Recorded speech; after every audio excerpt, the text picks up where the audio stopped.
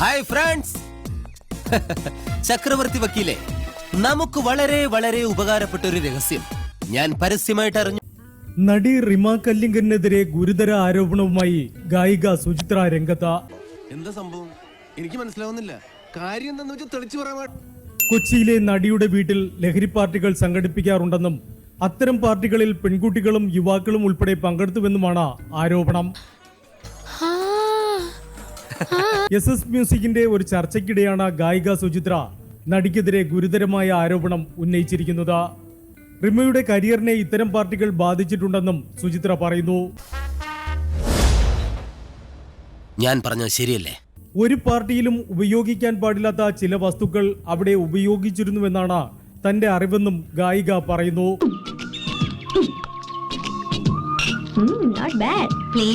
എനിക്ക് വേണ്ട അടിച്ചതിന്റെ കണ്ണട ഞാൻ മെഡിലോബ്ലായിട്ട് കേട്ടു.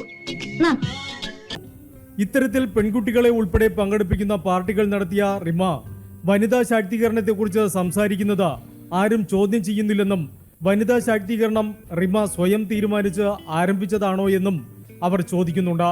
കൂട്ടത്തിൽ സ്മാർട്ട് എന്ന് മനസ്സിലായിരുന്നു, പക്ഷെ ഇത്രയ്ക്ക് കയ്യിലുണ്ടെന്ന് അറിഞ്ഞില്ല. ഇത് വെറുതെ ഒരു തമാശ. പാർട്ടിയിൽ എത്രയെത്ര പെൺകുട്ടികൾ പങ്കെടുത്തുവെന്ന് അറിയാമോ എന്ന് ചോദിക്കുന്ന ഗായിക തനിക്ക് ആദ്യം ഇത്തരം കാര്യങ്ങൾ റിമയെ കുറിച്ച് കേട്ടപ്പോൾ വിശ്വസിക്കാൻ കഴിഞ്ഞില്ലെന്നും പറയുന്നുണ്ട്. ഇപ്പൊ പെണ്ണുങ്ങളൊന്നും അത്ര ശരിയല്ല.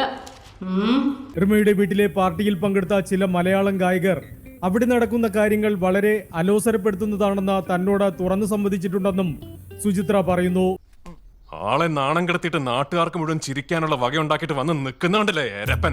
ഇത്രയും പരസ്യമായി ഒരാൾ നടിയെക്കുറിച്ച് പറഞ്ഞിട്ടും എന്തുകൊണ്ടാണ് അധികൃതർ വിഷയത്തിൽ നടപടിയെടുക്കാൻ തയ്യാറാകാത്തതെന്നും ചോദ്യം ഉയരുന്നുണ്ട്. ഈ പെണ്ണുങ്ങൾക്കാണ് നിയമം സപ്പോർട്ടെന്നും പറഞ്ഞേ ഈ രണ്ടും പറ്റൂല എന്നുള്ള ഇവിടെ നടക്കൂലേ? മലയാള സിനിമയിലെ ലഹരി ഉപയോഗത്തെക്കുറിച്ചും ഹേമ കമ്മിറ്റി റിപ്പോർട്ടിൽ വ്യക്തമാക്കിയിരുന്നു. എന്നാൽ റിമ ഇത്തരം പാർട്ടികൾ നടത്തിയെന്ന തരത്തിൽ ആരോപണങ്ങളോ പരാതിയോ ഇതുവരെയും പോലീസിനോ അന്വേഷണ സംഘത്തിനോ ലഭിച്ചിട്ടില്ല. ഞാൻ